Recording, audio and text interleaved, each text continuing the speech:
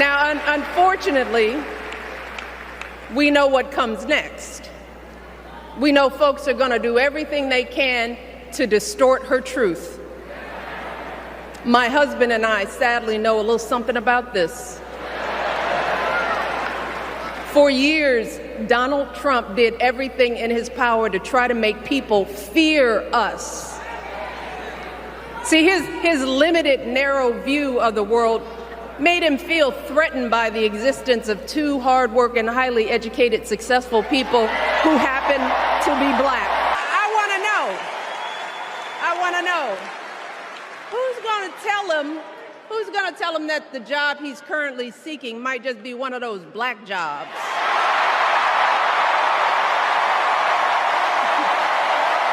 But not all the excitement was taking place in Chicago, and arguably one of the biggest flexes in modern-day politics, while a packed DNC crowd was even more energetic on day 2. KLA Harris and Tim Walz packed another venue, the same venue that the RNC was actually held, but with more people and less hate while the convention was literally still going on. But let's not get into crowd sides again, because we know how the cult leader-in-chief feels about that, especially after Barack and Tim Walz hit him with the old accordion hands. Obama wasn't as slick with that as he thought. This weird obsession with crowd sizes.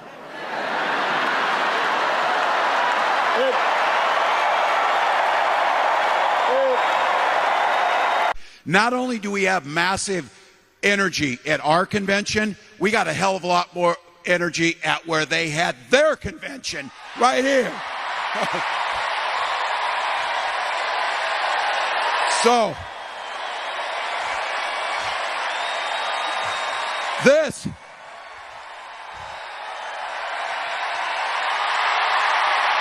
yeah.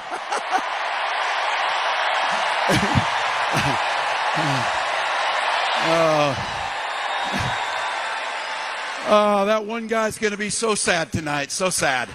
So sad. So sad. But while day 2 was filled with several highlights, see Lil Jon announcing Roll Co for Gia as one of them. We are here tonight to officially nominate Kamala Harris for president.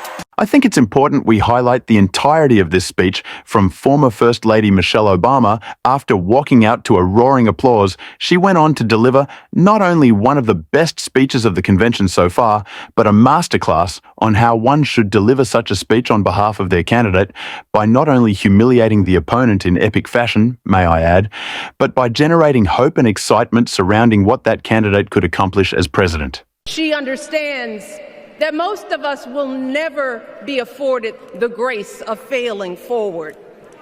We will never benefit from the affirmative action of generational wealth.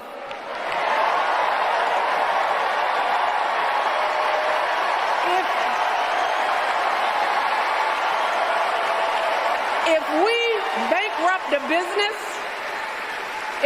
bankrupt a business or choke in a crisis, we don't get a second, third, or fourth chance.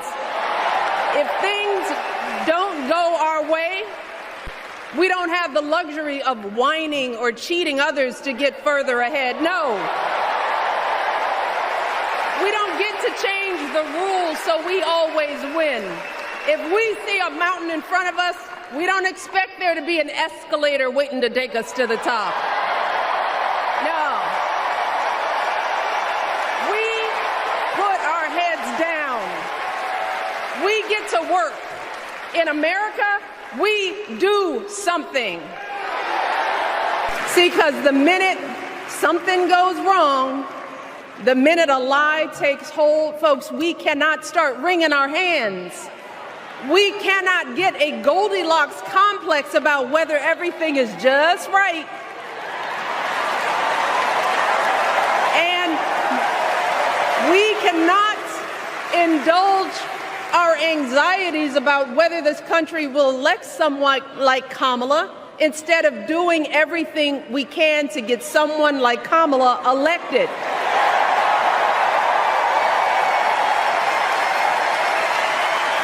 Kamala and Tim, they have lived amazing lives.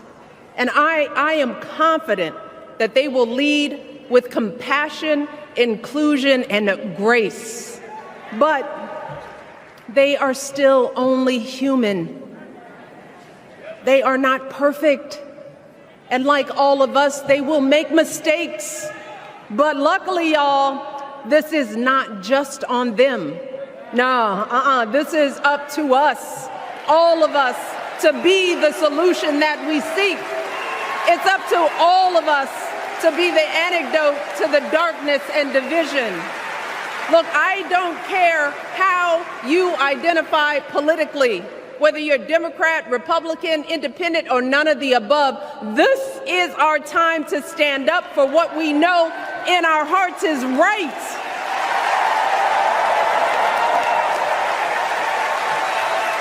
To stand up, not just for our basic freedoms, but for decency and humanity, for basic respect, dignity, and empathy, for the values at the very foundation of this democracy. It's up to us to remember what Kamala's mother told her. Don't just sit around and complain, do something. So if they lie about her, and they will, we've got to do something. If we see a bad poll, and we will, we got to put down that phone and do something. If we start feeling tired, if we start feeling that dread creeping back in, we got to pick ourselves up, throw water on our face, and what? We only have 2.5 months, y'all, to get this done. Only 11 weeks to make sure every single person we know is registered and has a voting plan. So we cannot afford for anyone America to sit on their hands and wait to be called.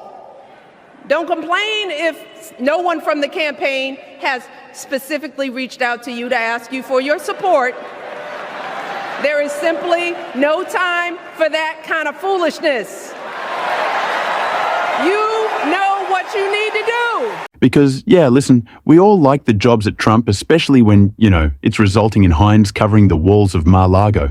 But it is in generating that hope, what a future looks like under the Harris Wall's ticket, citing their policy positions and plans, instead of simply tearing down others, that is where this election will be won. Because, as Michelle Obama's husband said perfectly, it is so easy to tear things down. In fact, it's all Republicans have. But when pressed on what their plan is to rectify the issue they complain about, they have nothing. The people who will decide this election are asking a very simple question. Who will fight for me? Who's thinking about my future? About my children's future, about our future together?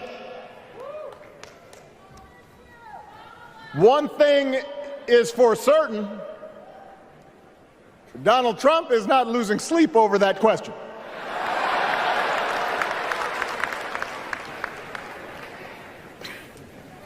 Here's a 78-year-old billionaire who has not stopped whining about his problems since he rode down his golden escalator 9 years ago. It has been a constant stream of gripes and grievances that's actually been getting worse now that he's afraid of losing to Kamala.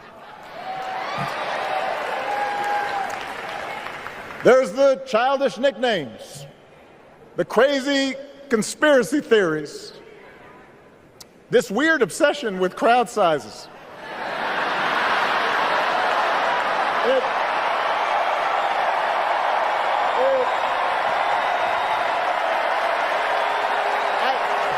It just goes on and on. That sense of mutual respect has to be part of our message.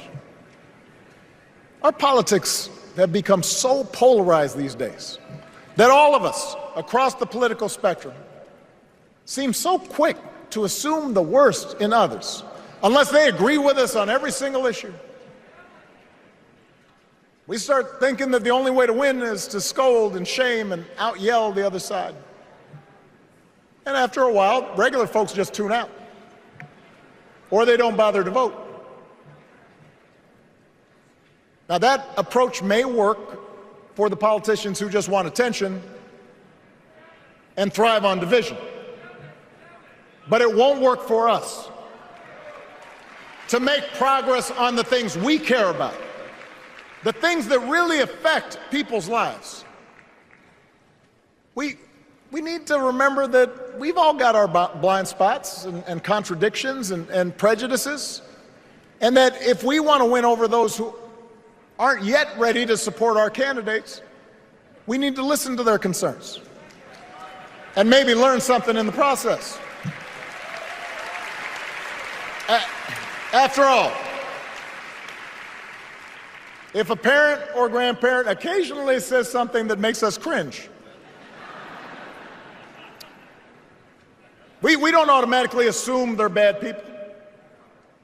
We recognize that the world is moving fast, that they need time and maybe a little encouragement to catch up. Our fellow citizens deserve the same grace we hope they'll extend to us. I mean, take for instance Trump's recent presser whenever he was asked about his elusive plans for an Obamacare replacement that he vowed in 2016 would be bigger, better, and more beautiful, but has never seen the light of day. By contrast, I'm going to keep the Affordable Care Act unless we can do something much better. We'll keep it. It stinks. It's not good. If we can do something better, we're going to do something with it. If we can do better, meaning less expensive and better health care for you, less expensive and better health care for you, then we'll do it. We're not looking better for the government. We're looking better for you. She goes around saying, well, he's going to get rid of the health. No, I'm going to keep it unless we can come up with something that's better for you and less expensive for you. Otherwise, we're not doing it.